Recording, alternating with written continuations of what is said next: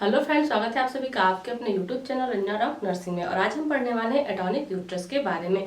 Atonic uterus की video के लिए मुझे लगातार कमेंट्स आ रहे थे कि मैं इस पे एक वीडियो बनाऊं, तो आज मैं आप सभी के लिए लेके आई हूं एटॉनिक यूट्रस की ये वीडियो। तो वीडियो को लास्ट तक देखिएगा, क्योंकि इसमें हम देखेंगे कि एटॉनिक यूट्रस किन स्थितियों में होता है, ये किस वजह से होता है, इसके क्या लक्षण होते हैं और इसमें हम क्या क्या ट्रीटमेंट कर सकते हैं। तो वीडियो को लास्ट तक देखिएगा और वीडियो पसंद आए तो इसको लाइक करना और चैनल को सब्सक्राइब करना नहीं भूलिएगा।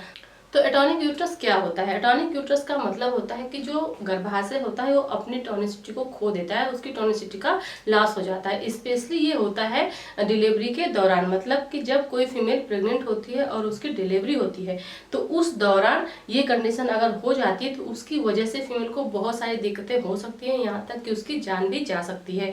तो जो एटॉनिक यूट्रस होता है स्पेशली ये कब होता है? स्पेशली इसकी जो शुरुआत होती है वो थर्ड स्टेज ऑफ लेबर से ही शुरू हो जाती है। मतलब जैसे सेकेंड स्टेज की अगर हम बात करें तो सेकेंड स्टेज में बेबी की डिलीवरी हुई और थर्ड स्टेज में क्या हुआ, प्लेसेंटा की डिलीवरी हुई।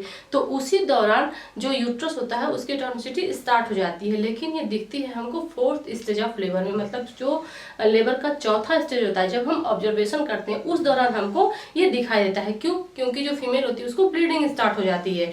तो एटॉनिसिटी ऑफ यूट्रस का मतलब होता है कि जो यूट्रस होता है उसमें जो प्रॉपर कॉन्ट्रैक्शन होते हैं वो नहीं होते, वो बंद हो जाते हैं या फिर वो स्लो हो जाते हैं। जब सेकेंड स्टेज होता है तो उस दौरान यूट्राइन कॉन्ट्रैक्शन होते हैं, रिलैक्सेशन होते हैं, तो बेबी डिलीवर होता है। उसके बाद जब थर्ड स्टेज होता है तो उस दौरान भी यूट्राइन कॉन्ट्रैक्शन होता है और रिलैक्सेशन होता है, जिसकी वजह से जो प्लासेंटा होती है उसकी डिलीवरी होती है।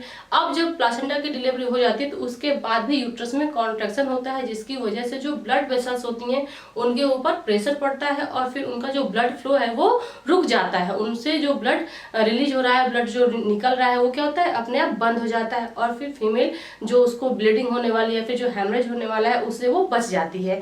लेकिन अगर यूट्रस में प्रॉपर कॉन्ट्रैक्शन नहीं होता है, कॉन्ट्रैक्शन स्लो हो जाते हैं, बंद हो जाते हैं किसी वजह से, तो इस वजह से फीमेल को क्या होता है कि हैवी ब्लीडिंग हो सकती है और ये एटॉनिक यूट्रस कहलाता है। तो अगर हम इसके कारण देखें, एटॉनिक यूट्रस के अगर हम कारण देखें कि किस वजह से ये होता है, तो इसमें सबसे पहला जो कारण आता है वो है लो लेवल ऑफ ऑक्सीटोसिन।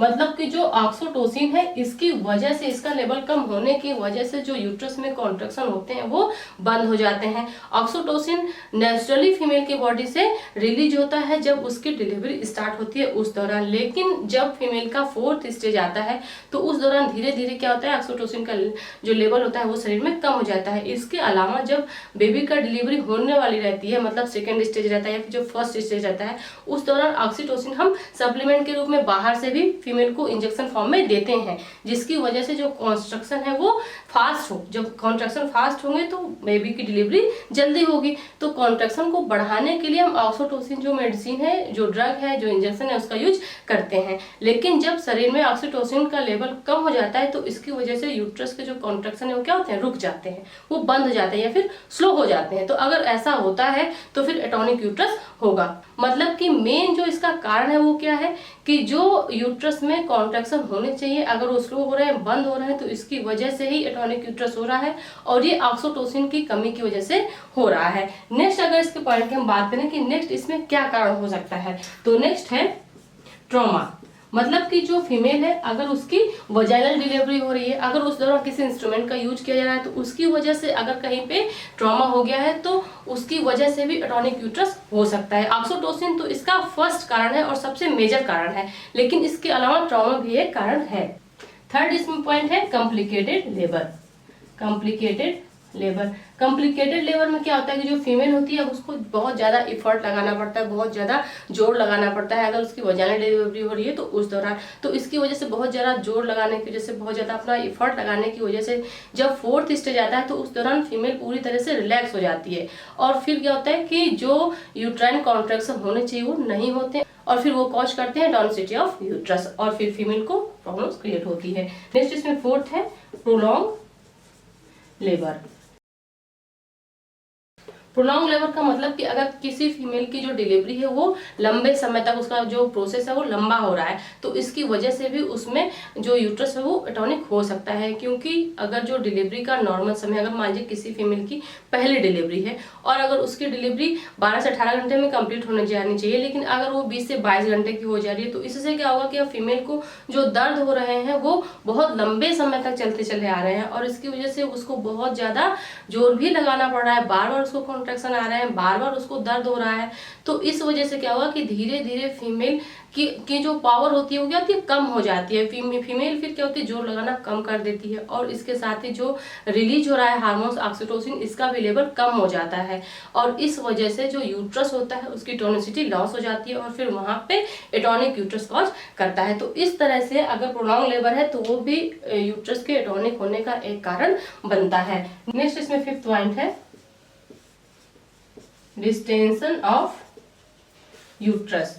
मतलब कि जो यूट्रस है अगर उसमें बहुत ज्यादा तनाव है, डिस्टेंशन है, वो बहुत बड़ा है, तो इसकी वजह से भी एटॉनिक यूट्रस होता है। जैसे अगर एग्जांपल के तौर पे हम ले लें पॉलीहाइड्रामिनस, तो अगर पॉलीहाइड्रामिनस है तो उस दौरान सामान्य से बड़ा यूट्रस हो जाता है क्योंकि जो एमनोटिक फ्लूइड है, जो पानी है, वो बहुत ज्यादा होता है, जिसकी वजह से यूट्रस की साइज भी बहुत ज्यादा हो जाती है। तो अगर ऐसा है तो इसकी वजह से भी जो यूट्रस की टोनिसिटी होती है, यूट्रस की जो इंडोमेट्रियम लेयर होती है, उसमें जो मसल्स में कॉन्ट्रैक्शन होते हैं वो क्या होते हैं, लॉस हो जाते हैं या फिर स्लो हो जाते हैं और फिर वहां पे एटॉनिक यूट्रस कॉज करता है। मतलब जो ब्लड वेसल्स हैं वहां की, वो प्रॉपर उनपे दबाव नहीं पड़ पाता है क्योंकि कॉन्ट्रैक्शन नहीं हो रहे हैं। जब कॉन्ट्रैक्शन नहीं होंगे तो जो ब्लड वेसल्स हैं वो क्या होंगी, वो उनपे प्रेशर नहीं पड़ेगा और फिर वो क्लोज नहीं होंगी और फिर ब्लड प्रॉपर बहता रहेगा, जिसकी वजह से फीमेल जो होगी उसको ब्लीडिंग होगी और फिर ये एटॉनिक यूट्रस का एक लक्षण बनेगा। तो इस तरह से जो 5th पॉइंट है वो क्या है, डिस्टेंशन ऑफ यूट्रस। मतलब कि जो अगर यूट्रस है वो बहुत ज्यादा किसी वजह से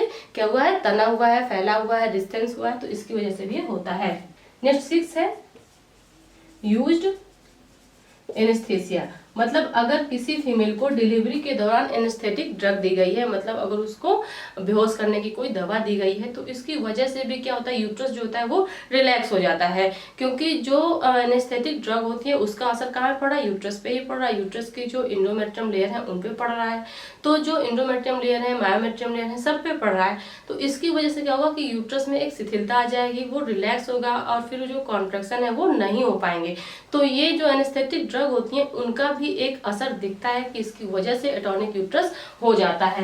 नेक्स्ट 7th पॉइंट है CS। मतलब अगर जो फीमेल है उसका सिजेरियन सेक्शन हो रहा है, मतलब उसका अगर ऑपरेशन हो रहा है, तो ऑपरेशन के बाद भी अधिकतर देखा जाता है कि फीमेल का जो यूट्रस होता है उसमें कॉन्ट्रैक्शन नहीं होते, जिसकी वजह से उसको ब्लीडिंग होती है। और ये किस वजह से हो रही है, क्योंकि उसका जो यूट्रस है वो एटॉनिक हो रहा है, उसमें कॉन्ट्रैक्शन नहीं हो रहा है, उसकी टोनिसिटी लॉस हो गई है, इस वजह से हो रहा है। नेक्स्ट इसमें 8th पॉइंट है मल्टीपल प्रेगनेंसी। मल्टीपल प्रेगनेंसी, अगर जो फीमेल है उसके यूट्रस में एक से अधिक बच्चे हैं, मतलब मल्टीपल प्रेगनेंसी है, तो इसकी वजह से भी उसमें देखा जाता है कि जो यूट्रस होता है उसमें जो कॉन्ट्रैक्शन होते हैं वो लॉस हो जाते हैं। जैसे ही 3rd स्टेज कंप्लीट होता है, 4th स्टेज आते आते फीमेल इतना एफर्ट लगा चुकी होती है, इतना टाइम बीत चुका होता है कि जिसकी वजह से जो ऑक्सीटोसिन होता है उसका भी लेवल कम हो जाता है और साथ ही जो यूट्राइन कॉन्ट्रैक्शन होते हैं वो भी स्लो हो जाते हैं, जिसकी वजह से क्या होता है कि एटॉनिक यूट्रस हो जाता है। नेक्स्ट इसमें 9th पॉइंट है फीटल मैक्रोसोमिया। मतलब कि जो बच्चा है अगर वो 4 kg से ज्यादा का है, मोर देन 4 kg है, तो इसकी वजह से भी जो फीमेल होती हैं उनमें एटॉनिक यूट्रस होने का एक कारण बन सकता है क्योंकि जो बच्चा है वो सामान्य से बड़ा है, उसका साइज बड़ा है और इसकी वजह से भी यूट्राइन डिस्टेंशन होता है, मतलब यूट्रस जो होता है वो सामान्य से बड़ा रहता है और ये भी एक वजह है कि इसकी वजह से जो फीमेल होती है उसमें एटॉनिक यूट्रस देखने को मिलता है। नेक्स्ट इसमें 10th पॉइंट है एज मोर देन 35 ईयर। मतलब कि जो फीमेल है जिसकी डिलीवरी हो रही है, अगर उसकी जो एज है वो 35 साल से अधिक है, तो ऐसी फीमेल में भी एटॉनिक यूट्रस हो सकता है, ये भी एक कारण हो सकता है एटॉनिक यूट्रस होने का। नेक्स्ट इसमें 11th पॉइंट है फोर्सेप्स और वैक्यूम डिलीवरी। मतलब जो अगर फीमेल है उसकी फोर्सेप या फिर वैक्यूम डिलीवरी हुई है तो इसकी वजह से भी फीमेल में क्या होता है एटॉनिक यूट्रस हो सकता है। तो ये 11 कारण हैं जिनकी वजह से फीमेल में एटॉनिक यूट्रस हो सकता है। अब हम देख लेते हैं कि इसमें क्या लक्षण हमको देखने को मिलता है अगर किसी भी फीमेल का एटॉनिक यूट्रस होता है। तो इसका सबसे कॉमन सा सिम्टम ये होता है कि जो फीमेल होती है उसको ब्लीडिंग होती है, अनकंट्रोल ब्लीडिंग होती है, जिसकी वजह से हमको पता चल जाता है कि फीमेल का जो यूट्रस है उसमें कॉन्ट्रैक्शन नहीं हो रहा है। या फिर अगर हम फंडल पाल्पेशन करते हैं, जो यूट्रस है अगर उसको हम ऊपर से देखते हैं, पाल्पेट करते हैं, तो हम देखेंगे कि जो यूट्रस होता है बहुत ही सॉफ्ट और फ्लोवी होगा, जिसकी वजह से हमको पता चल जाता है कि यूट्रस में कॉन्ट्रैक्शन नहीं हो रहा है। अगर यूट्रस में कॉन्ट्रैक्शन होता तो वो हार्ड होता और एक जगह इकट्ठा होता। अगर हम उसको जब पाल्पेट करते तो हमको वो फील होता है, लेकिन यूट्रस में कॉन्ट्रैक्शन नहीं हो रहे हैं, इसलिए वो क्या होता है, बहुत फ्लोवी महसूस होता है, बहुत थुथुरा जैसा लगता है। तो इस तरह से हम पता कर सकते हैं कि जो फीमेल है उसका जो यूट्रस है वो एटॉनिक हो चुका है, उसमें कॉन्ट्रैक्शन नहीं आ रहा है। ये इसके मेन लक्षण होते हैं। तो अगर हम एटॉनिक यूट्रस के सिम्टम की बात करें, मतलब इसके लक्षण की बात करें कि कौन से लक्षण है जिसकी वजह से हम जान सकते हैं कि फीमेल है उसको एटॉनिक यूट्रस हुआ है, तो जो फीमेल होगी उसको अनकंट्रोल्ड ब्लीडिंग होगी, अनकंट्रोल्ड ब्लीडिंग होगी, बहुत हैवी ब्लीडिंग होगी, जिसको हम कह सकते हैं पीपीएच। मतलब पीपीएच होने का जो सबसे बड़ा कारण है वो क्या है, वो एटॉनिक यूट्रस ही है। पीपीएच सबसे अधिक एटॉनिक यूट्रस की वजह से ही होता है। तो ये सबसे बड़ा सिम्टम है किसका, एटॉनिक यूट्रस का, कि जो फीमेल होगी उसको अनकंट्रोल्ड ब्लीडिंग होगी। जैसे प्लासेंटा की डिलीवरी होगी उसके बाद से ब्लीडिंग स्टार्ट हो जाएगी। तो ये किस वजह से हो रही है, ये यूट्रस की एटॉनिसिटी की वजह से हो रही है। नेक्स्ट इसमें सेकेंड है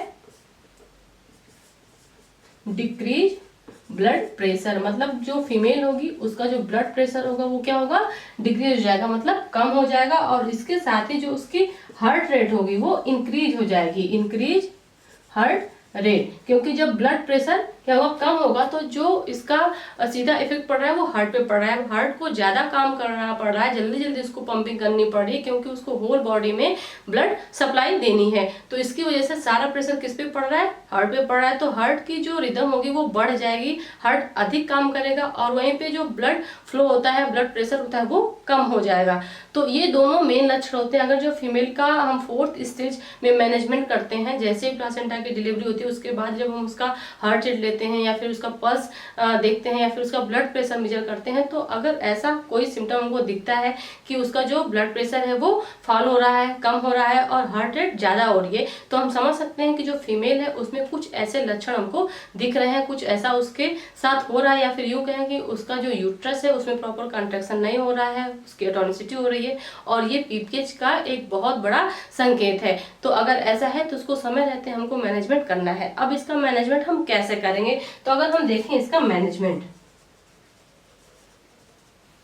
तो इसके लिए आपको थोड़ा सा वेट करना पड़ेगा, क्योंकि ट्रीटमेंट और कॉम्प्लिकेशन हम पढ़ेंगे अपनी नेक्स्ट वीडियो में। तो नेक्स्ट वीडियो में हम आपको बताएंगे कि अगर किसी भी फीमेल का एटॉनिक यूट्रस हुआ है या फिर पीपीएच उसका हो रहा है, तो उस दौरान आप कौन कौन से मैनेजमेंट कर सकते हैं, अगर आप नहीं करते हैं तो उसमें कौन कौन से कॉम्प्लिकेशन हो सकते हैं। तो मिलते हैं अगली वीडियो में, तब तक के लिए थैंक यू सो मच।